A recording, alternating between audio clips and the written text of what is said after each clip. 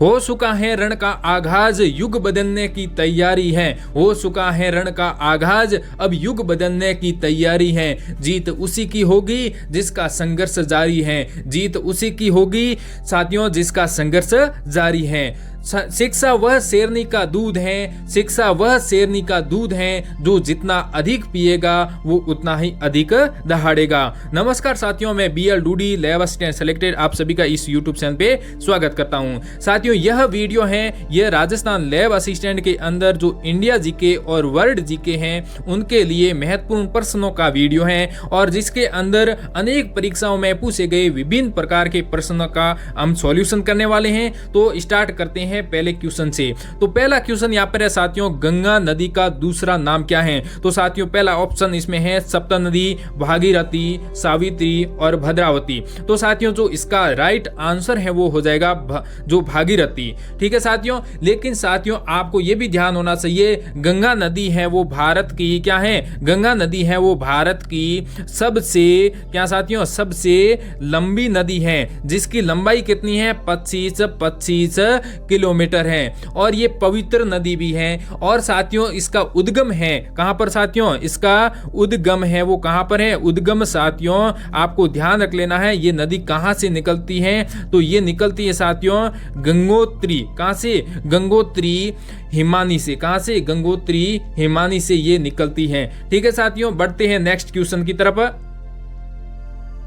अगला क्वेश्चन है साथियों, भागीरथी अलकनंदा से मिलती है, यानी कि जो भागीरथ नदी है और वो अलकनंदा नदी है, ये दोनों ही आपस में कहां पर मिलती हैं? तो साथियों जो इसमें पहला ऑप्शन है देव प्रयाग में, दूसरा ऑप्शन है विष्णु प्रयाग में, तीसरा ऑप्शन है कर्ण प्रयाग में, चौथा ऑप्शन है रुद्र प्रयाग में। तो साथियों इसका राइट आंसर है वो कौन सा है? ए, यानी कि 1 नंबर ऑप्शन देव प्रयाग है वो राइट हो जाता है। एक साइड से तो साथियों आती है भागीरथ नदी, दूसरी साइड से आती है कौन सी? अलकनंदा नदी, और ये आपस में मिल जाती हैं कहां पर साथियों? देव प्रयाग में मिल जाती हैं। उसके बाद में एक संयुक्त नदी हो जाती है जिसको हम क्या बोलते हैं? गंगा बोलते हैं। ठीक है साथियों, कहां क्या बोलते हैं? गंगा बोलते हैं।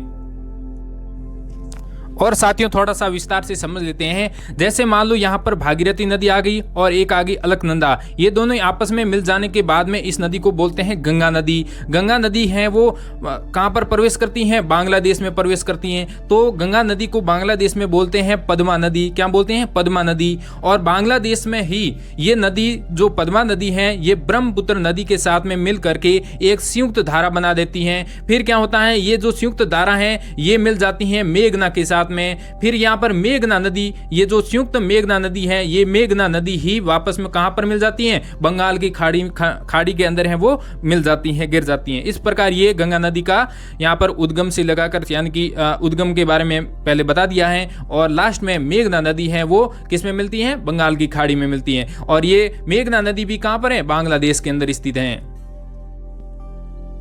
नेक्स्ट क्वेश्चन है साथियों, यहाँ पर कर्ण जो प्रयाग है वो संगम है, यानी कि कर्ण प्रयाग कौन सी नदियों का संगम स्थल है? तो यहाँ पर पहला ऑप्शन हो गया भागीरथी और अलकनंदा का, तो ये तो अपने पहले ही पढ़ा था, ये तो हो नहीं सकता। दूसरा ऑप्शन यहाँ पर है भागीरथी जो पिंडर का, और तीसरा ऑप्शन है यहाँ पर घोली गंगा अलकनंदा का, चौथा ऑप्शन यहाँ पर है अलकनंदा और पिंडर का। तो साथियों इसमें जो राइट आंसर है वो कौन सा हो जाएगा? राइट आंसर साथियों हो जाएगा 4 नंबर, अलकनंदा और पिंडर का जो संगम स्थल है वो कौन सा है? कर्ण प्रयाग है इसमें। ठीक है, अगला क्वेश्चन देखते हैं साथियों।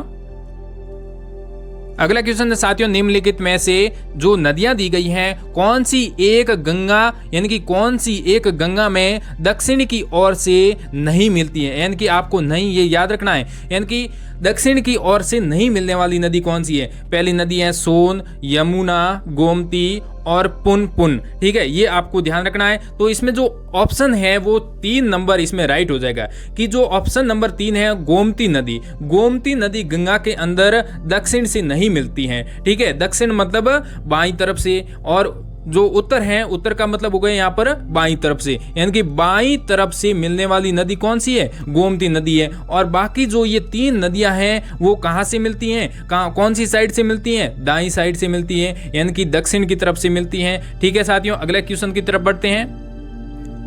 एक थोड़ा सा और विस्तार से समझा देता हूं साथियों कि यदि आपको ऐसा भी प्रश्न आ जाए कि गंगा नदी की सहायक नदी कौन सी है, तो ये भी आपको ध्यान हो जाएगा, और दाईं तरफ से मिलने वाली नदी कौन सी है और बाईं तरफ से मिलने वाली नदी कौन सी है वो भी आपको ध्यान हो जाएगा। दाईं का मतलब हो गया दक्षिण भाग और बाईं का मतलब उत्तरी भाग। ठीक है, तो यहाँ पर दाईं तरफ से यानी कि गंगा नदी के अंदर दाईं तरफ से मिलने वाली नदी है यमुना है, सोन है और पुनपुन नदी। ठीक है, बाईं तरफ से मिलने वाली नदियां कौन सी है इसमें आपको ध्यान रखना है।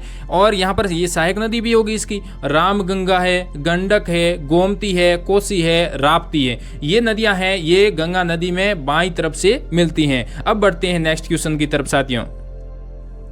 अगला क्वेश्चन है साथियों, निम्न में से किस नदी को दक्षिण की गंगा के नाम से जाना जाता है? ऑप्शन नंबर 1 है कृष्णा नदी, गोदावरी नदी, महानदी, पेरियार। ठीक है, तो इसमें जो राइट आंसर हो जाएगा साथियों वो कौन सा है? राइट आंसर हो जाएगा साथियों 2 नंबर, यानी कि गोदावरी नदी को दक्षिण की गंगा कहा जाता है। ठीक है साथियों, जो गोदावरी नदी है इसके विषय में और थोड़ा सा बता देता हूं। जो इसकी लंबाई है वो कितनी है? इसकी कुल लंबाई है 1465 किलोमीटर। और यहाँ पर देखो, ये जो दक्षिणी की गंगा गोदावरी है वो भारत की दूसरी लंबी नदी है। भारत की सबसे लंबी नदी है वो प्रायद्वीपीय भारत की, यदि ऐसे पूछ लें कि प्रायद्वीपीय भारत की सबसे लंबी नदी कौन सी है, तो गोदावरी है। भारत की सबसे लंबी नदी कौन सी है? गंगा नदी है। और यहाँ पर देखो, गोदावरी जो नदी है उस नदी की लंबाई है 1465 किलोमीटर। ठीक है साथियों, जो इसका उद्गम स्थल है वो त्र्यंबकेश्वर महाराष्ट्र के निकट से होता है और आंध्र प्रदेश में प्रवेश होकर के ये बंगाल की खाड़ी में गिर जाती हैं। ठीक है साथियों, अब यहाँ पर बढ़ते हैं नेक्स्ट क्वेश्चन की तरफ। अब यहाँ पर क्वेश्चन नंबर अगला है, यहाँ पर सबसे वृहद अपवाह क्षेत्र वाली प्रायद्वीपीय नदी कौन सी है? सबसे वृहद अपवाह क्षेत्र यानी कि बड़े स्तर पर यानी कि बहती है, यहाँ पर ए नंबर ऑप्शन है यहाँ पर Mahanadi, 2 number Godavari, 3 number Kaveri, 4 number Krishna. तो इसका भी राइट आंसर अभी मैंने पहले ही थोड़ा सा हिंट दे दिया था, तो इसका राइट आंसर हो जाएगा 2 नंबर गोदावरी नदी। अब बढ़ते हैं अगले क्वेश्चन की तरफ। अगला क्वेश्चन है, दक्षिणी भारत की सबसे बड़ी नदी कौन सी है? तो सीधा सा सिंपल सा उत्तर है गोदावरी नदी है। ठीक है, अब बढ़ते हैं अगले क्वेश्चन की तरफ। अगला क्वेश्चन है साथियों, निम्नलिखित में से किस नदी को सांगपो के नाम से भी जाना जाता है? ए ऑप्शन इसमें है गंगा, 2 नंबर ऑप्शन है ब्रह्मपुत्र नदी, 3 नंबर है नर्मदा नदी, 4 नंबर है सिंधु नदी। तो सांगपो के नाम से कौन सी नदी जानी जाती है? तो ब्रह्मपुत्र नदी है, उसको सांगपो के नाम से जाना जाता है। ये आपको ध्यान में रख लेना है। सांगपो के नाम से कौन सी नदी जानी जाती है? ब्रह्मपुत्र नदी। अगला साथियों, ब्रह्मपुत्र नदी के बारे में थोड़ा सा समझ लेते हैं। ब्रह्मपुत्र नदी की सहायक नदियां हैं, कुछ महत्वपूर्ण सहायक नदियां जो आपको ध्यान में रख लेना है। मानसी नदी है, तीस्ता नदी है, कामेंग नदी है, कपिली नदी है, ये ब्रह्मपुत्र नदी की क्या है? सहायक नदी है। अब साथियों आपको ध्यान रखना है, ब्रह्मपुत्र को तिब्बत में सांगपो या सांपू के नाम से, अरुणाचल प्रदेश में दिहांग के नाम से, असम में ब्रह्मपुत्र और बांग्लादेश में जमुना के नाम से, यानी कि बांग्लादेश में इसको क्या बोलते हैं? बांग्लादेश में जमुना के नाम से जाना जाता है। ये भी आपको थोड़ा सा ध्यान रख लेना साथियों। ब्रह्मपुत्र नदी है वो चीन के तिब्बत क्षेत्र और भारत बांग्लादेश से होकर के प्रवाहित होती है। ये भी आपको थोड़ी सी बातें ध्यान में रख लेनी है। बढ़ते अगले क्वेश्चन की तरफ। सिंधु नदी का उद्गम स्थल है साथियों, ए नंबर है आसाम, बी कैलाश और सी यहाँ पर हो गया कश्मीर और मानसरोवर। तो जो इसका राइट आंसर है वो कौन सा होगा साथियों? सभी को लगभग पता ही है, सिंधु नदी है वो उसका उद्गम स्थल यानी कि वो कहाँ से निकलती है? मानसरोवर से निकलती है साथियों। सिंधु नदी है ये संसार की सबसे बड़ी नदी द्रोणियों में से एक है, जिसकी लंबाई कितनी है? जिसकी लंबाई साथियों 3880 किलोमीटर है। और तथा भारत में इसकी लंबाई है, ये तो कुल लंबाई हो गई, लेकिन भारत में क्या साथियों? भारत में सिंधु नदी की लंबाई कितनी है? 1130 किलोमीटर। कितनी? 1130 किलोमीटर है। ये भी आपको ध्यान में रखना है।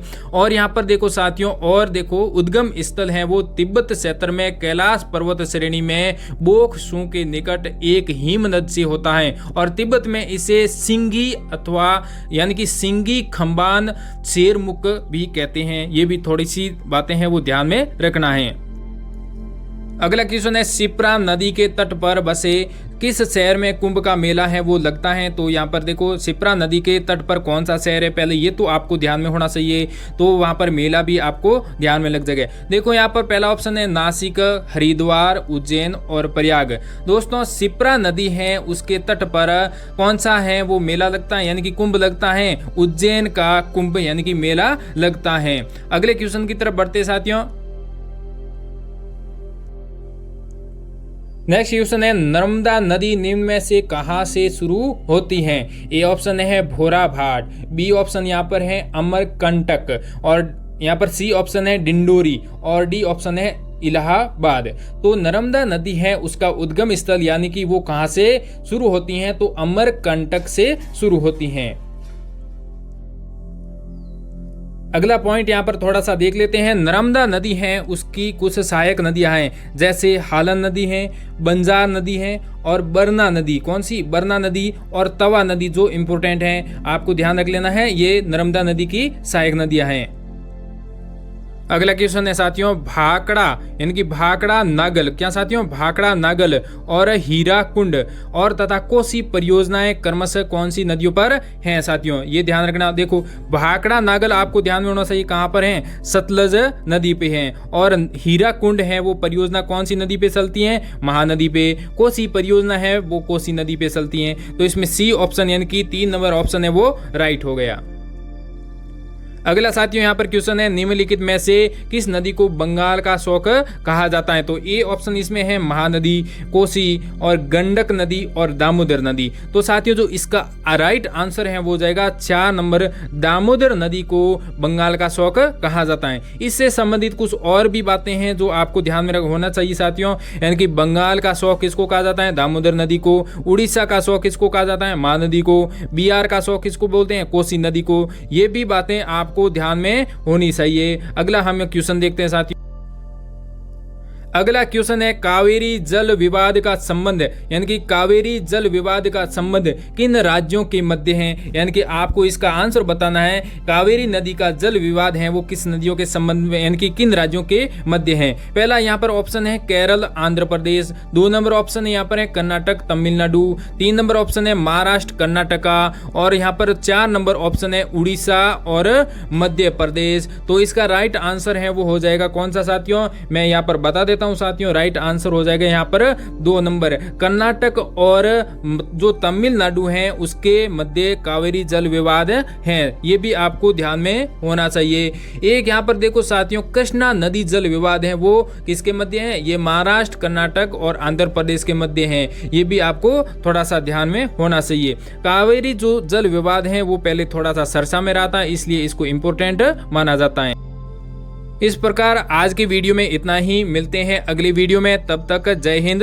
धन्यवाद। आप सभी का सपोर्ट बनाए रखें और अधिक से अधिक इस वीडियो को शेयर करें। आपको वीडियो कैसा लगा? रोजाना वीडियो लाना चाहिए या नहीं लाना चाहिए? कमेंट बॉक्स में कमेंट जरूर करें। जय हिंद।